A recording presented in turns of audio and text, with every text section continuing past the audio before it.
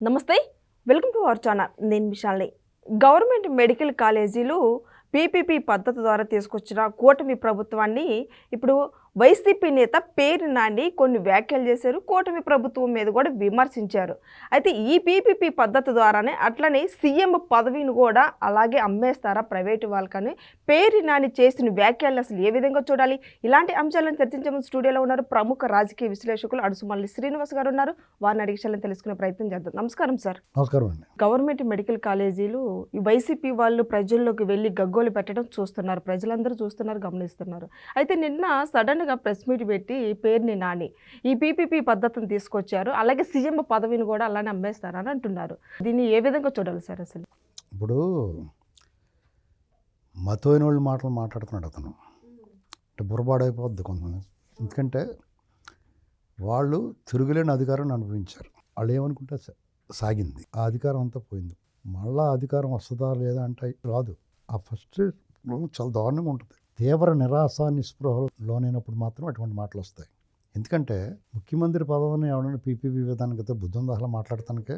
నువ్వు రాజకీయ నాయకుడు, మాజీ మంత్రి, మళ్ళీ సిగ్గుందా అసలు? ఇప్పుడు వాళ్ళ విధానాలు కరెక్ట్గా లేదు, పీపీపీ విధానం కరెక్ట్ కాదు, ప్రైవేట్ చేయొద్దు అని చెప్పొచ్చు.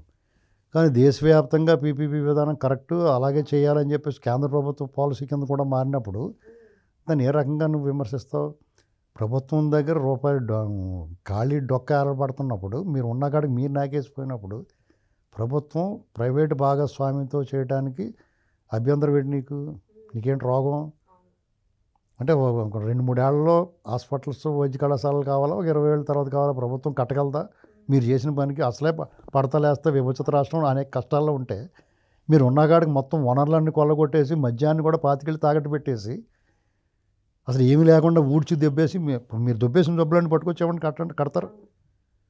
అసలు చంద్రబాబు నాయుడు గారు కూడా మొత్తం ఇప్పుడు పేరు నాని ఇలా మాట్లాడుతున్నాడు. గోడౌన్లు, ఆ రేషన్ బియ్యం అన్నీ కూడా ఇప్పుడు ఆ కేసు తీయాలి అర్జెంటుగా. లేకపోతే మట్టగిడసలాగా మెదులుతున్నాడు. మొన్న జారుకున్నాడు, మట్టగిడసలా తప్పించుకున్నాడు. పులస చేపలాగా ఎగిరెగిరి పడుతున్నాడు. పులుసు చేసేస్తానే కానీ దారిలోకి రాడు. మంచితనం ఎవరికి కుదరదండి. ఇలాంటి మనుషులకి అస్సలు స్పేర్ చేయకూడదు. ఏం చూసుకుని ఎగిరెగిరి పడుతున్నాడు అతను? చేసిన తప్పులన్నీ చేసి సిగ్గులేదు. కొల్లి రవీందర్ గారు లాంటి సౌమ్యుడి మీద దొంగ కేసులు పెట్టించి టెంకల పారుకున్నాడు అతను. వాళ్ళంటే అతను సౌమ్యుడితోటే నువ్వు ఎదుర్కోలేకపోయావు. ఇవాళ వచ్చి మాట్లాడుతున్నాడు. మరి ఎవరు కాపాడుతున్నారో నిన్ను చూస్తాం, అది కూడా చూస్తాం. అది పెద్ద సమస్య ఏం కాదు. ఇక్కడ పరిస్థితి ఏంటంటే పీపీపీ విధానంలో జగన్ అభ్యంతరాలు ఉంటే చెప్పండి. 1 కోటి సంతకాలు సేకరించారు, అది బోగస్ సంతకాలు. మీ 1 కోటి మంది ఎవడొస్తాడే? మీటింగ్ పెడితే 10 మంది రారు మీకు. అప్పుడు అధికారంలో ఉన్నప్పుడే నువ్వు మీటింగ్ పెడితే గోడలు దూటి కంచెలు దాటి పారిపోయేవారు జనం. అలాంటిది మీరు 1 కోటి సంతకాలు, మీరు ఓడిపోయి చీయని ఉమ్మేసిన తర్వాత జనం మీరు 1 కోటి సంతకాలు అంటే మాకు 1 కోటి పైన పెట్టిన ఆ సజ్జల రామకృష్ణారెడ్డి ఒకడో ఏం మాట్లాడుతున్నాడో అతనికి తెలియదు. మీరు ఇలా వ్యవహరించబట్టే, ఇలా అడ్డగోలుగా మాట్లాడబట్టే మీకు ఈ గతి పట్టింది. ఎప్పటికీ తెలుసుకోకపోతే మీరు ప్రతి అంశం విమర్శించడేనా? ప్రభుత్వానికి నువ్వు మేలుకొలుపుగా హెచ్చరికగా ఉండాలి. అంతేగాని వాళ్ళు చేసిన మంచి పనులు కూడా విమర్శిస్తే నువ్వు మంచి విమర్శ చేసినా చీ అంటారు. అంబటి రాంబాబు, పేరు నాని వాళ్ళు అయోమయంగాళ్ళ కింద కనిపిస్తున్నారు. వాళ్ళు ఏం మాట్లాడుతున్నారో వాళ్ళకి తెలియట్లేదు. చంద్రబాబు నువ్వు పీపీపీ విధానంలో సీఎంని ఇచ్చేయాలా? నువ్వు తీసుకుంటావా అంటే అంత తేలిగ్గా ఉంది. జనాలు అంత తోలు తీసేస్తారు, పిచ్చేసేలా ఎత్తని జనాలు అందరూ మీరు వద్దురా బాబుని తరిమేసి కొట్టి ఆయన ముఖ్యమంత్రిగా పెట్టుకున్నారు. మీరు ముఖ్యమంత్రిగా ఉండగానే అయ్యా చంద్రబాబు రావయ్యా బాబు అని మంగళగిరిలో ఒక ఆర్టీసీ డ్రైవర్ వేడుకోలు గజేంద్ర మోక్షంలో మహావిష్ణువుని వేడుకున్నాడు నువ్వు రావయ్యా బాబు అని. మీ బాధలు తట్టుకోలేక మీ విలేకరు ఎవరో సాక్షి విలేకరు వెళ్ళి ఆయన మీద పడి ఆ ఇల్లు దొబ్బేద్దాం చూస్తుంటే తెలుగుదేశం వాళ్ళని చంద్రబాబుని రమ్మని కోరుకున్నాడు ఆయన. మీ అరాచకాలు అయ్యి జనాలు మర్చిపోతారా? మీరు ఇలాగే మాట్లాడుతున్నాడు రోజు రోడ్డు మీదకి వచ్చి. మీ తప్పులు జనాలు ఈ జీవితంలో మర్చిపోరాళ్ళు. మీ దెబ్బ తగిలింది 5 ఏళ్ళు మీ పరిపాలన కాలంలో స్పృహలో ఉన్నవాళ్ళు. ఇక్కడ ఆ జ్ఞానం ఉన్నవాళ్ళు అంటే 15 ఏళ్ళు 20 ఏళ్ళు దాటిన వాళ్ళు అందరికీ కూడా జ్ఞానం ఉంటుంది. కొంచెం జరిగింది ఏమో జరుగుతుందో తెలుసుకునే అవకాశం ఉంటుంది, అర్థం చేసుకునే ఈ శక్తి ఉంటుంది. వాళ్ళందరూ కూడా ఈ జీవితంలో మీ ముఖం చూడరు.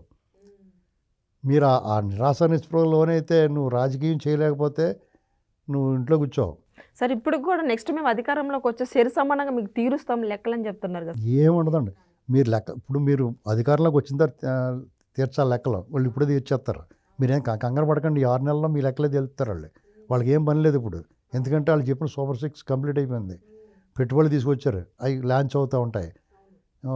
డిఎస్సి వేసారు, ప్రతి సంవత్సరం డిఎస్సి ఇంకా ఒక ట్రాక్లో పెట్టారు వాళ్ళు. అమరావతి పూర్తవుతుంది, పోలవరం కట్టేస్తున్నారు, ఇంకా వాళ్ళకి వేరే పని ఏం లేదు. మీ సంగతి చూస్తారు వాళ్ళు. మీరు పేరు నానికి నెక్స్ట్ ఈ వారం 10 రోజుల్లోనూ ఆ గోడౌను బియ్యం కేసులన్నీ బయటకు వస్తాయి చూడండి. Mark my words. ఎందుకంటే పులస చేప ఏం చేస్తుందంటే నీరు ఎదురెళ్ళినప్పుడు ఎగిరెగిరి పడద్ది, టపాలమని పట్టుకుని కూర వండు తినేస్తారు. నీ పని కూడా అది జరుగుతుంది. Thank you sir.